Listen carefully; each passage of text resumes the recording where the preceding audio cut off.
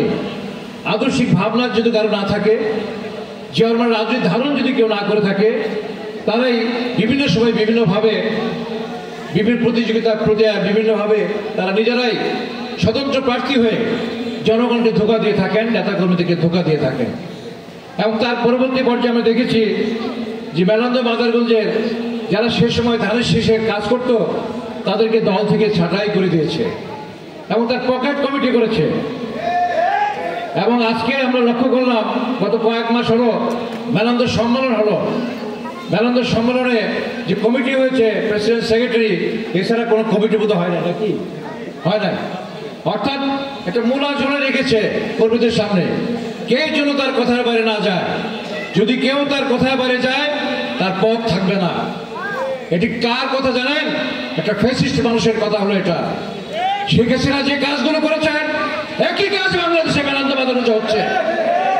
এখানে বিএনপির নামে চাঁদাবাজি চলবে না, বিএনপির নামে লুটপাট চলবে না, বিএনপির নামে কোনো স্কুল কলেজের কমিটি চলবে না। এইভাবে লুটপাট চলতে পারে না বিএনপির নামে। এটি জিয়া রহমানের আদর্শের পরিপন্থী, বেগম জিয়ার আদর্শের পরিপন্থী, তারেক রহমানের আদর্শের পরিপন্থী। এটি করতে দেওয়া যাবে না। সে যদি বলে আমি বিএনপি কোনো অপরাধ করতে পারে না, জিয়া রহমানের সদস্যরা কোনো অপরাধ করতে পারে না।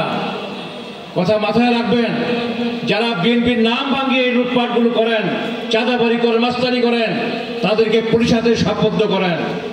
স্থানীয় প্রশাসনকেও আমরা বলবো, জামালপুরের এসপি এবং বর্তমানের মেলান্দ ওসি সাহেবকেও বলবো, যারা সুনির্দিষ্ট যাদের অভিযোগ আছে তাদের বিরুদ্ধে আইনগত ব্যবস্থা নেন। কোনো বিএনপির নামে চাঁদাবাজি বাংলা মেলান্দ মাদারগঞ্জ চলবে না। আজ থেকে আমরা ঘোষণা করলাম, আগামীকাল থেকে বিএনপির নামে কেউ চাঁদাবাজি মাস্তানি করবে না, কোনো সন্ত্রাস করবে না।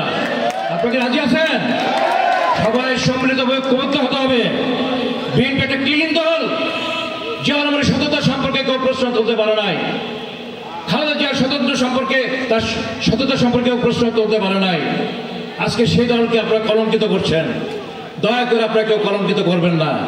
এমপি হন, মন্ত্রী হন, প্রধানমন্ত্রী হন, আমাদের কোনো আপত্তি নাই, কিন্তু দলটাকে ঠিক করতে হবে। দলের তৃণমূল নেতা কর্মীকে মূল্যায়ন করতে হবে। কমিটি তাদেরকে আসতে হবে যারা বিগত দিনে আন্দোলনের মধ্য দিয়ে, তাদের ত্যাগ তিতিক্ষার মধ্য দিয়ে এই বিএনপিকে প্রতিষ্ঠা করেছে। আপনাদের কাছে আমার অনুরোধ থাকবে, আপনারা ঐক্যবদ্ধ হন। আমরা ওর বিরুদ্ধে বক্তব্য দেওয়ার জন্য আসি নাই, কিন্তু বিএনপির নামে যে লুটপাটগুলো হচ্ছে, বিএনপির যে বদনামগুলো হচ্ছে তার প্রতিবাদ করার জন্য আমরা এসেছি। গায়েবী মামলা হচ্ছে, বিভিন্ন মামলা করে